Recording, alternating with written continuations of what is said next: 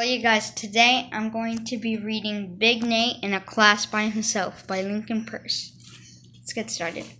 So let's read this. Big Nate's Sneak Peek. Use the secret code on page 18 for hints about what's in this awesome book.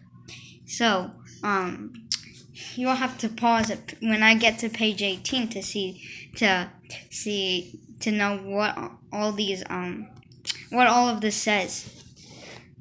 Cast of characters. Write your name here before I beat you to it. This book belongs to, and then I haven't wrote my name yet, but so then it shows all the characters. And there's a lot of pages. Okay. Chapter 1. She could have called on anybody. In what year was the 14th Amendment to the Constitution ratified? There were 22 other kids in the classroom, and they all had their hands in the air. Francis did, Teddy did, Gina did, of course. Even Nick Blonsky, who usually sits in the back row with his pencil up his nose, had his hand raised. She could have called on any of them, right? Well, guess who she calls on? Nate! Yep. Miss Godfrey always does this. She always calls on me when I don't know the answer. She can tell I don't know it. Ever hear somebody say that dogs can smell fear? That's Miss Godfrey. She's like a dog. A big, ugly, nasty dog. Grrr.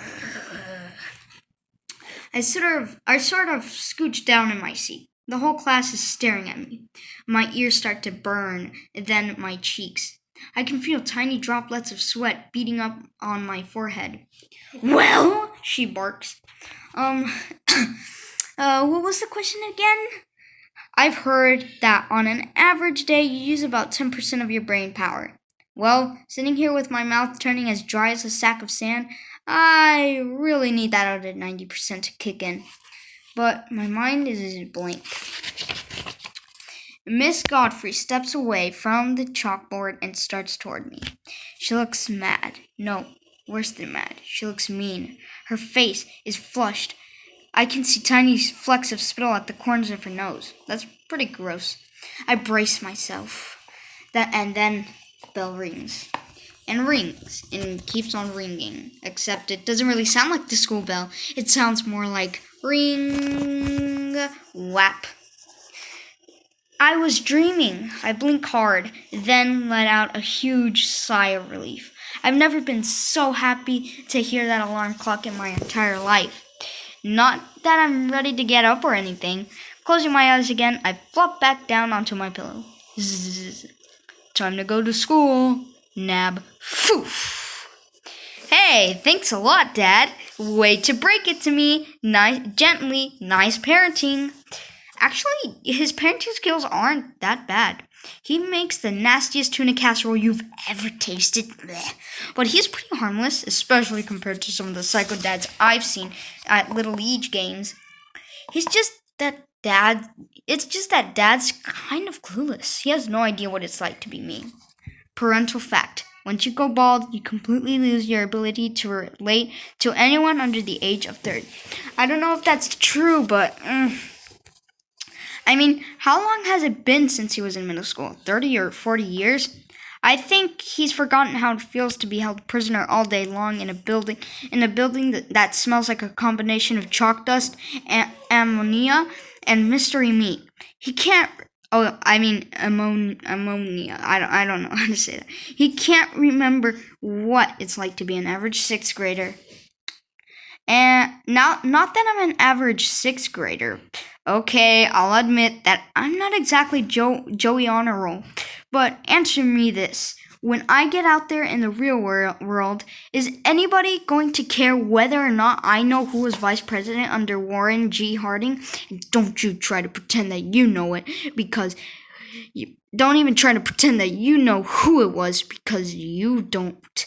The point is, I want to use my talents for more than just memorizing useless facts. I meant for bigger things. I am destined for greatness.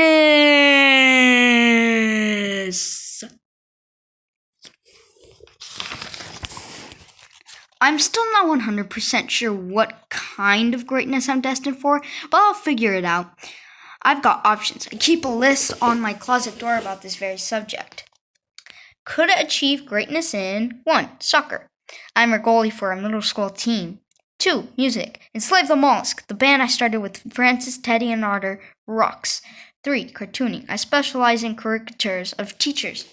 4. Table football. I'm awesome at it, but it might be a tough way to make a living. There's also stuff I definitely won't achieve greatness in, like opera, synchronized swimming, and cat grooming. Enough said. Let's get back to the unfortunate fact that today's a school day. But what kind? Not all school days are created equal. You can rank them by category. Just so you know, I'm really into ranking stuff. One time I spent a solid week ranking every kind of snack food I could think of. At the top, cheese doodles. The bottom, rice cakes. Dad fact. Dad handed out rice cakes for Halloween one year. That was also the year our house got egged. Connect the dots, Dad. Here you go, kids. What the? If I were to grade the different kinds of school days report card style, here's how they'd stack up. A+, field trip. I'm not talking about lame field trips when the teacher makes you walk around the neighborhood on Earth Day picking up trash. I'm talking about an all-day get on the bus and go somewhere field trip. Even if they give you a worksheet in the hope that you might actually learn something, you can usually come up with an excuse not to do it. That's what I did last year when we went to the aquarium. Mr. Galvin, I'll overstate my homework. B. Special events days. This is when classroom time gets eaten up by something better, like a movie or an assembly. Or, better yet, some sort of emergency. Last spring, Miss Scissorwicky's wig caught on fire and set off the smoke alarm in the faculty lounge. We got to evacuate the building and ended up playing Ultimate Frisbee on the lawn for an hour. That was awesome. For everybody. Except Miss Scissorwicky. I should be in math right now. C-, substitute teacher days. I think we can all agree that subs are almost always better than the real teachers. By better, I mean more clueless. The absolute best subs are the fresh out of college ones who have never taught a day in their lives. Frankly, they're not very bright, or maybe they're just really gullible. The word gullible isn't in the dictionary. It's not? But Mr. Galvin always lets us chew gum in class. Okay, carry on. D. Normal days. Unfortunately, most days are like this. You spend 6.5 action-packed hours studying subjects like photosynthesis and the War of 1812.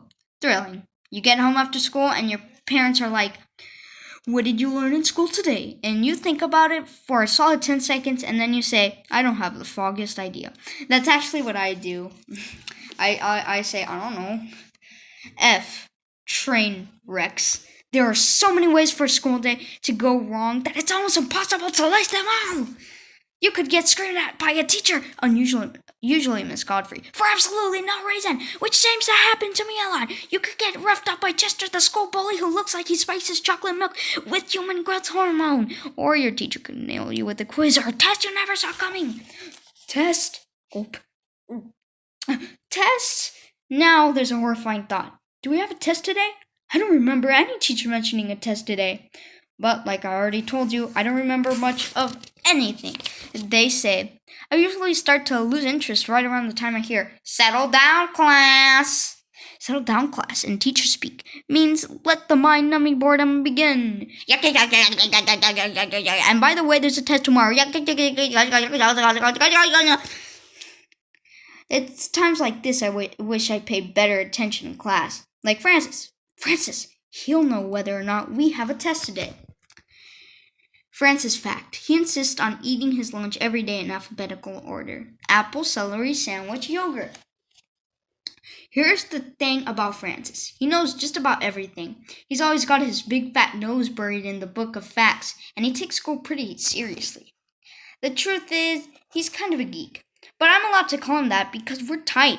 We've known each other since the first day of school. Well, since the first day of kindergarten, when when he started snoring during nap time. So I hit him in the head with my Thomas the Tank engine lunchbox, and we've been best friends ever since. Let me see if he's up yet.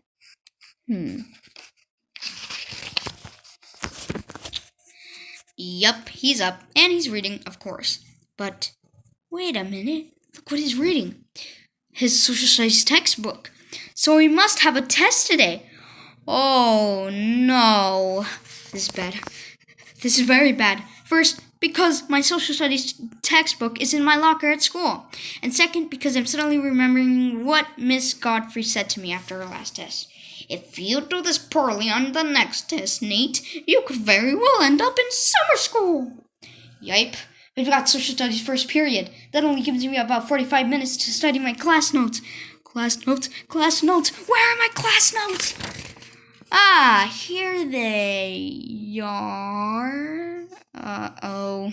Notes, War of 1812. Nate Wright. What a save! Mayday, pow, quack. Look out! Home run. Nate and Jenny. Look, this is the secret code, as you can see here. So you can feel free to pause and look at everything. PS38. Mr. Calvin! Why doesn't anyone respect me? Big Nate. Well, it looks like my class notes aren't going to be much help. Not unless Miss Godfrey gives us extra credit for doodling. I'm dead. Rip Nate Wright. Rest in peace, Nate Wright. Well, I'm going to stop there. Tomorrow I'll do chapter 2, and yeah, I'll see you guys tomorrow. Bye.